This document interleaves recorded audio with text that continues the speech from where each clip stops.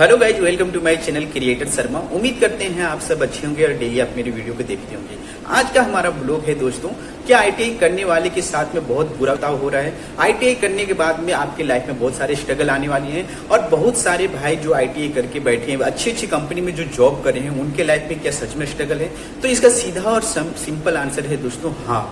उनके लाइफ में इतनी सारी स्ट्रगल है जितनी आप सोच नहीं सकते, उतनी आप ये भी एक्सेप्ट नहीं कर पाते कि अगर एक गरीब फैमिली में अगर कोई बच्चा पल रहा है, उसके जिंदगी में जितनी स्ट्रगल नहीं होती उससे ज्यादा स्ट्रगल एक आईटीआई और एक इलेक्ट्रिशियन और रिक्वायरमेंट एक आईटीआई फिटर की जिंदगी में है। इसका मुख्य कारण क्या है मैं आपको बताना चाहूंगा कि बड़ी बड़ी कंपनियों में क्या होता है, एक टेक्नोलॉजी, एक स्मार्ट पर्सन आता है। वो क्या करता है, वो बताता है अपने मैनेजमेंट को, अपने सीनियर टेक्निकल डिपार्टमेंट को और वो फाइनेंस डिपार्टमेंट को बताता है कि अगर हम आईटीआई वाले को अगर हम नीचे लेके चले जाएं, उन्हें हम कॉन्ट्रैक्ट डिवीजन पर रख दें और उन्हें अगर हम फिर काम के लिए सिर्फ रखते हैं और उन्हें हम ग्रोथ नहीं देंगे तो कंपनी आपकी प्रमोटेड होगी, कंपनी की फाइनेंशियल कंडीशन सुधर जाएगी। लेकिन मैं कहना चाहूंगा दोस्तों, अगर कोई एम्प्लॉय आपकी कंपनी में सर्विस दे रहा है, अपनी जी जान से आपके कंपनी में मेहनत कर रहा है और उससे आप पीछे रखते हैं, तो सोच सकते हैं कि उनके साथ कितना गलत हो रहा है। कंपनी कहीं ना कहीं तो ऊपर तो जा रही है, लेकिन कंपनी के साथ में काम करने वाले, कंपनी के साथ मिलकर काम करने वाले आज भी पीछे रह जा रहे हैं। तो इन्हें आप क्या कहेंगे? कंपनी की कॉस्ट कटिंग कहेंगे या कंपनी के एम्प्लॉय को बेवकूफ बनाने की एक मशीन कहेंगे? कहीं ना कहीं दोस्तों, जिस प्रकार से कंपनी का आज के कंपनी का रवैया हो रहा है, बहुत सारे भारतीय हमारे जो बहुत सारे इंडियन भाई हैं वो इंडिया छोड़ के दूसरे देश में काम करने के लिए मजबूर है।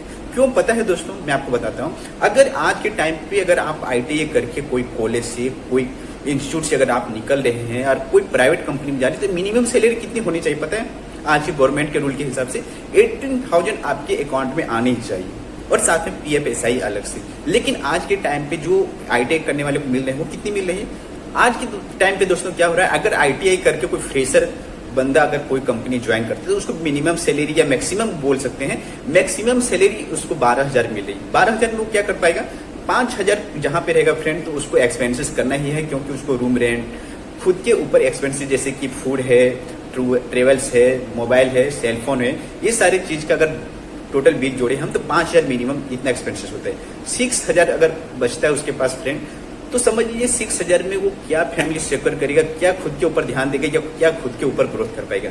उसके बाद अगर फ्रेंड समझ लीजिए कि 1-2 साल बंदा अगर काम कर भी लेता है, एक्सपीरियंस गायब हो भी जाता है, तो आप समझ लीजिए कि उसके हिसाब से उसकी कितनी सैलरी ग्रोथ होनी चाहिए, कितने साल के बाद उसे प्रमोट करके आगे बढ़ाना चाहिए। इसका सीधा सा सिंपल सा एक आंसर है दोस्तों कि मैं खुद 10 साल से एक जगह पे काम कर रहा हूँ। इससे पहले मैंने 4 साल काम किया, लेकिन आज के टाइम पे मुझे कोई ग्रोथ नहीं मिला। क्यों ग्रोथ नहीं मिला? क्योंकि कंपनी ये सोचती है कि आईटीआई वाले तो मजदूर हैं, इतना सस्ता मजदूर कि आप देखेंगे कि जो अनपढ़ होते हैं, जो अनएजुकेटेड पर्सन होते हैं, जो हार्ड वर्क करते हैं, उन्हें क्या लोग सोचते हैं कि ये पढ़े लिखे नहीं होंगे, इसके लिए इतनी मेहनत करते हैं। क्यों करते हैं? क्योंकि ये पढ़े लिखे नहीं। लेकिन फ्रेंड, क्या आपने सोचा कि अगर आईटीआई करके भी आपको उससे भी ज्यादा मेहनत करना, उससे कम सैलरी में, तो आप अपने आप को क्या सोचेंगे? कितनी स्ट्रगल है लाइफ में आईटीआई करने के बाद में। तो इन स्ट्रगल को दूर करने के लिए दोस्तों एक मेरे पास सिंपल सा आंसर है, अपने एजुकेशन को डेवलपमेंट करना। अगर आप सोचते हैं कि अगर हम आईटीआई कर लिए हैं, हमारे साथ बहुत गलत हो रहा है, तो मैं आपके पास में सर दूसरा ऑप्शन देता हूं कि आप डिस्टेंस बेस के माध्यम से अपने आप को डिप्लोमा के लिए एलिजिबल करें।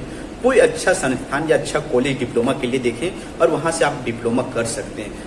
उसके बाद क्या होगा, थोड़ी बहुत आपको ग्रोथ मिलेगी। लेकिन अगर आप आईटीआई रहते हुए आप सोचेंगे कंपनी इधर से उधर चेंज करेंगे, हमारी लाइफ में अगर स्ट्रगल कम हो जाएगी, तो ये ना के बराबर होता है। समझ लीजिए 100 में से अगर 2% आपको मिल गई और 98% फ्रेंड हर कंपनी में आपको स्ट्रगल करना ही, क्योंकि हर कंपनी का एक मोनोपोली बन गया है देखिए। तो कहीं ना कहीं कहना चाहूंगा दोस्तों, आज का जो हमारा ब्लॉग का जो मुख्य टॉपिक है, या आप आईटीआई कर लिए हैं या करने की सोच रहे हैं, तो आईटीआई करने की सोच रहे हैं तो बिल्कुल मत सोचिए, इसके जगह पे आप अच्छी चीज सोचिए। क्योंकि मैं खुद कहना चाहूंगा दोस्तों कि मेरे डिपार्टमेंट में मैं खुद एक इलेक्ट्रिकल सुपरवाइजर हूँ, मेरे पास आईटीआई की डिग्री है, मैं डिप्लोमा खुद कर रहा हूँ।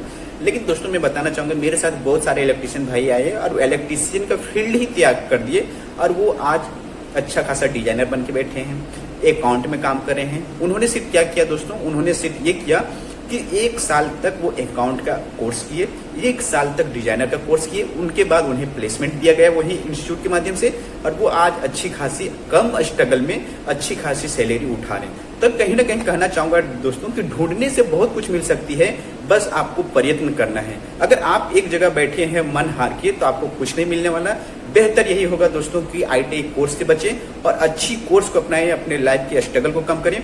क्योंकि जिस प्रकार से आज की लाइफ में स्ट्रेस बढ़ रहा है, टेंशन बढ़ रहे हैं, आज के जीवन काल भी उतना ही कम हो रहा है। तो अपने स्ट्रेस को दूर करने के लिए ITI से दूर हटें और अच्छे खासे कंप्यूटर कोर्स करें, अच्छी खासी डिग्री लें और अपने लाइफ के स्ट्रगल को कम करें। तो दोस्तों उम्मीद करते हैं आज की वीडियो आपको जानकर बहुत अच्छी लगी होगी। अगर मेरे वीडियो के माध्यम से आप लोगों का भला हो रहा है, मेरे बहुत सारे यूट्यूबर फैमिली को अगर भला हो रहा है, तो आप ये चैनल को भी सब्सक्राइब करके मुझे मोटिवेट करते रहिएगा।